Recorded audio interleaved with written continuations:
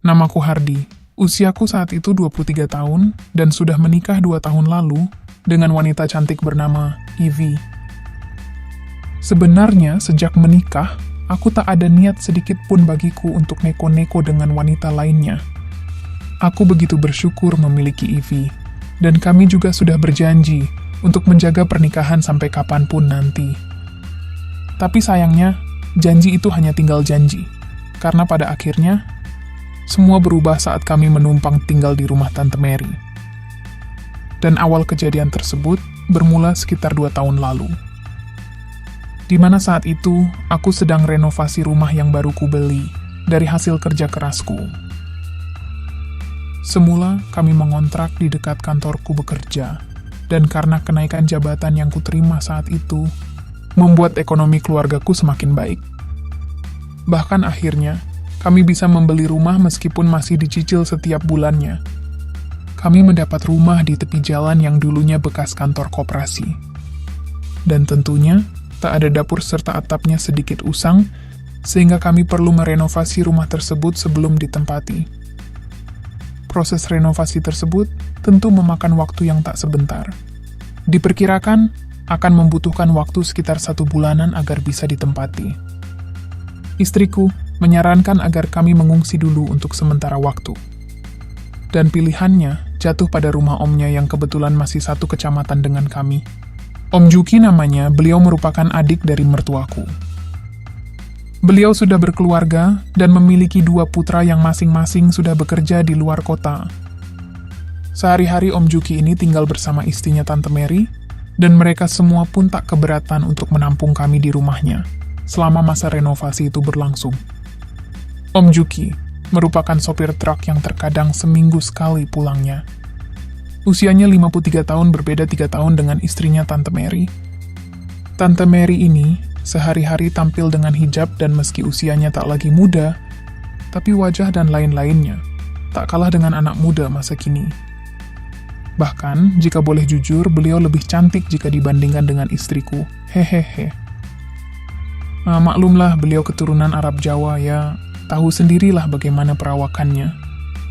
Sudah pasti istimewa tentunya. Selama kami di sana, tak ada satupun hal yang janggal yang terjadi.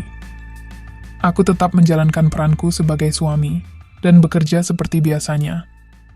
Begitu pula dengan Om Juki dan istrinya Tante Mary, tak ada yang berubah dari mereka. Sampai suatu ketika, Om Juki mengatakan jika beliau mendapat tugas mengirim muatan barang ke luar kota. Tepatnya kota Semarang, dan kemungkinan akan memakan waktu antara 4-7 hari perjalanan baru bisa balik ke rumahnya. Dan malam sebelum keberangkatannya, kira-kira jam 10 malam, kejanggalan itu mulai terjadi. Aku yang saat itu masih bersantai di hamar, tiba-tiba mendengar suara deswahuan dari hamar sebelah. Kebetulan hamar yang kami tempati memang bersebelahan dengan hamar Om Juki dan istrinya. Hanya saja hamar kami tak ada daun pintunya, sehingga sekecil apapun suara yang hadir pasti terdengar juga. Saat itu, aku hanya bisa mengira-ngira mungkin Om dan Tante sedang menunaikan kewajiban mereka, sehingga aku tak begitu peduli dan mencoba mengabaikannya. Tapi semakin lama, entah kenapa suara tersebut justru mengganggu pikiranku, bahkan menghadirkan keinginan dalam diri yang sulit mengerti. Apalagi nada Tante Mary yang begitu unik dan merdu, ngebuat hikmah kehidupan dunia fana yang semula cuti, menjadi dinas kantor lagi.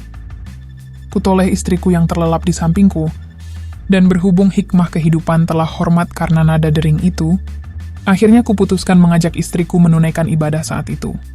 Papa, ujar istriku saat aku berjalan ke arah rerumputan padang Sahara. Darurat mah, sahutku. Meski sedikit kahet tapi beruntung istriku pengertian, sehingga sambutan yang kuberikan disambut antusias saat itu. Pagelaran budaya kesenian pun berlangsung tanpa ada kendala. Namun di tengah saran dan langkah permasalahan tersebut, mendadak suara yang kudengar di hamar sebelah tadi justru mendadak berhenti. Suasana menjadi hening, hanya ceramah rohani istriku yang mengiringi rapat paripurna jabatan saat itu.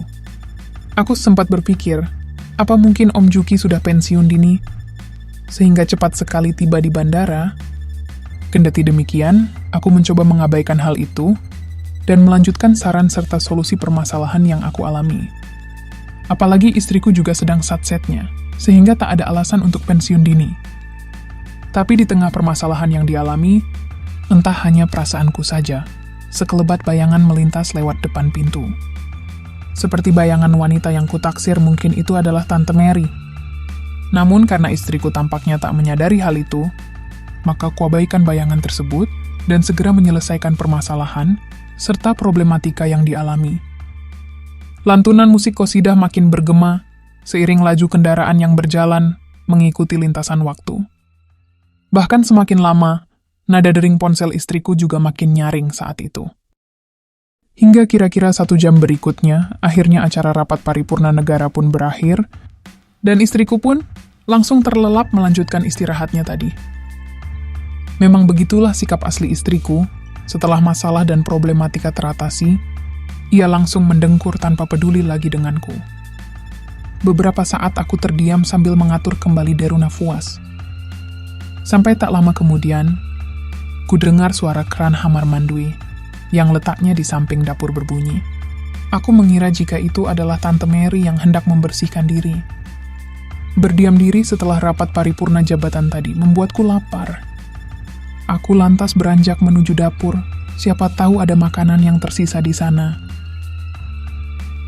Sesampainya di dapur, bukannya menemukan nasi, aku justru tak sengaja berpapasan dengan Tante Mary, yang juga baru keluar dari hamar mandui.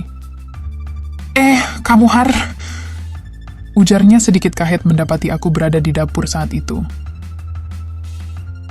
Sementara aku justru terpana dengan penampilannya. Bagaimana tidak, dengan menggunakan hanwok Tante Mary melangkah ke arahku. Baru kusadari, rupanya Tante Mary menyimpan keindahan alam yang jauh berbeda dari istriku. Andai saja, aku jadi Om Juki, gumamku. Maksud kamu apa, Har? Tanya Tante Mary yang rupanya mendengar suaraku. Enggak kok, Tan. Sahutku salah tingkah. Tante kok malam-malam gini mandui. Apa nggak dingin? Sambungku mengalihkan pembicaraan.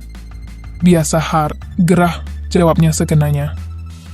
Udah ya, Tante kembali dulu, ujar Tante Mary sambil beranjak menuju hamarnya.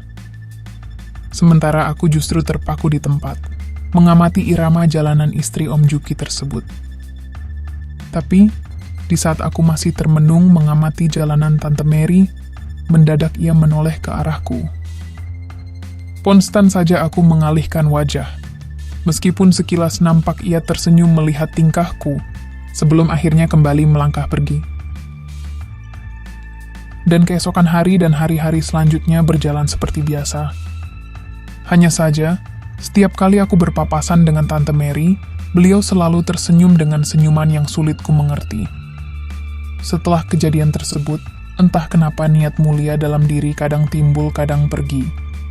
Bahkan hampir setiap kali, aku dan istriku menunaikan ibadah negara, hanya bayangan Tante Mary yang timbul di benakku.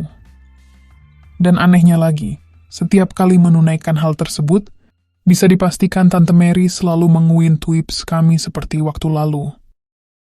Beruntung selama ini istriku tak mengetahui sikap Tante Mary, sehingga ia tak pernah berpikiran aneh-aneh pada tantenya itu. Hingga sebulan berlalu, selesai sudah rumah yang direnovasi tersebut. Aku dan istriku tak lagi menumpang di rumah Tante Mary dan menempati rumah baru. Semuanya kembali berjalan normal, dan sedikit demi sedikit aku mulai melupakan Tante Mary. Tapi rupanya, semua tak berhenti sampai di situ saja, karena sebulan berikutnya, mendadak Tante Mary dan Om Juki berkunjung ke rumah. Intinya mereka meminta tolong padaku untuk mengantarkan Tante Mary pulang ke kampung halamannya karena ada hajatan di sana. Om Juki sendiri tak bisa mengantar, sebab ada kiriman yang harus beliau antar ke Jakarta. Gak apa-apa kan, Vi? Kalau Tante minta antar Hardi? Tanya Tante Mary sewaktu datang ke rumahku. Ya gak apa-apa lah. Yang penting hati-hati aja di jalan, sahut istriku.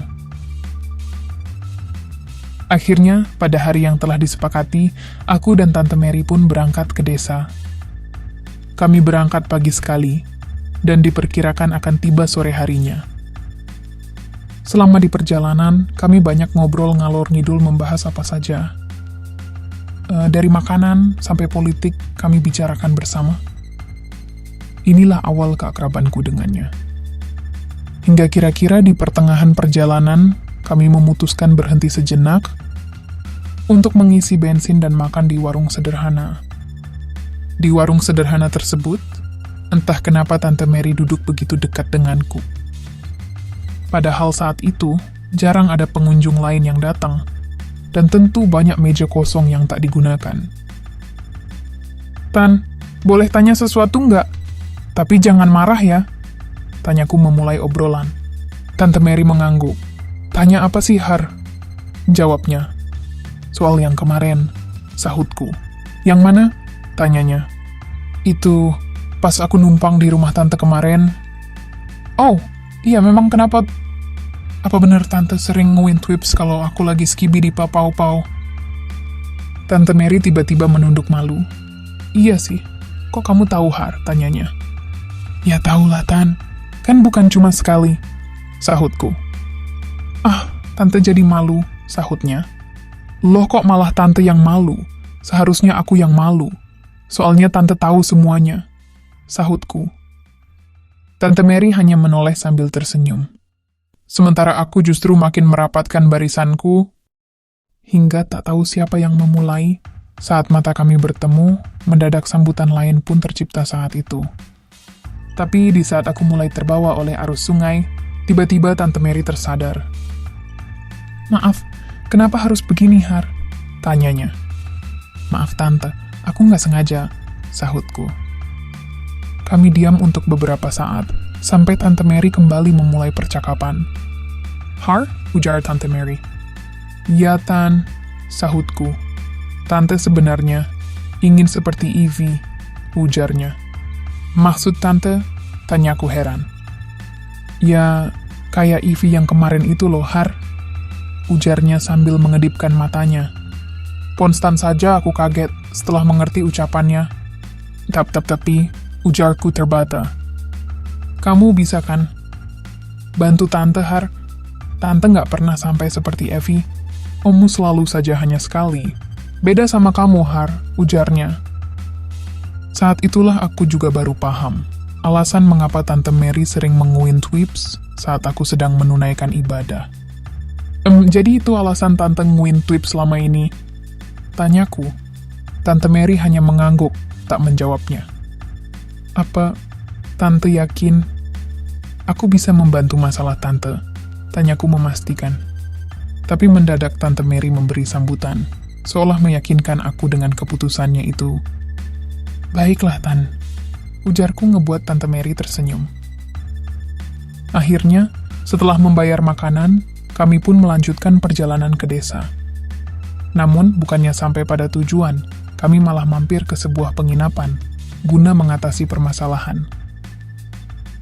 30 menit kemudian, sampailah kami di tempat yang dituju. Tempat yang lumayan bersih, dan pas untuk menyelesaikan problematika itu. Setelah menyelesaikan administrasi, akhirnya kami menuju ruangan yang telah dipesan. Dan, begitu pintu dibuka, sambutan lain kembali kualami. Rupanya Tante Mary orangnya tak suabaran. Karena baru saja aku duduk di tepi di van, Tante Mary sudah mengambil hikmah kehidupan. Dia paham, jika saat itu hikmah kehidupan tersebut telah hormat sebelum waktunya. Konstan aku kahet dan bernyanyi lagu kasidah, apalagi ketika beliau memberi perhatian lain pada hikmah yang ada. Kuakui Tante Mary benar-benar antusias, dan jauh berbeda dengan Evie. Bahkan pada saat aku berjalan ke arah rerumputan padang Sahara, beliau pun bernyanyi lagu gembira ria. "Pantas saja Evie bahagia, Har," ujarnya. "Emang kenapa, Tante?" tanyaku. "Kamu swat-set sih orangnya," sahutnya. Aku tersenyum dan tanpa membuang waktu lagi, aku segera meletakkan hikmah kehidupan dunia fana pada wadiyahnya. Dan konstan saja Tante Mary memanggilku. Meski tak begitu jelas intonasinya. Kuabaikan panggilannya, dan berusaha fokus pada permasalahan yang ada. Hingga pada akhirnya, setelah sekian lama berusaha, masalah serta problematika tersebut pun terlewati dan tiba pada solusinya. Singkatnya, pagi hari, aku terjaga oleh sinar mentari yang hadir melalui jendela ruangan. Kuperhatikan arloji, rupanya waktu sudah menunjukkan akan 9 pagi. Aku baru ingat, jika rapat paripurna jabatan kemarin berlangsung meriah sekali, sehingga lupa jika hari itu aku harus mengantar Tante Mary pulang ke kampungnya. Setelah beres-beres dan sarapan pagi, akhirnya kami pun melanjutkan perjalanan. Namun sebelum pergi, aku dan Tante Mary sempat membahas masalah semalam. "Tante, maaf ya, gara-gara Hardy, kita jadi terlambat sampai di desa," ujarku ketika di parkiran. "Tante juga kok yang salah, Har. Anggap saja masalah kemarin kenangan ya, Har," ujarnya. "Iya, Tan. Tapi kalau Tante ada masalah lagi gimana?" tanyaku. "Kan ada kamu, Har, hihihi," ujarnya sambil tertawa. Begitupun denganku, yang ikut tertawa mendengar alasannya. Begitulah kisah yang kualami beberapa tahun lalu bersama Tante Mary. Tentunya, solusi serta masalah tersebut menjadi awal dan akhir yang pernah kami lewati. Aku tahu jika hal tersebut adalah keliru, tapi baik aku dan Tante Mary sama-sama berjanji untuk melupakan solusi dan saran yang pernah teratasi. Hal itu bertujuan agar rumah tangga kami baik-baik saja tanpa harus ada yang tersuakiti.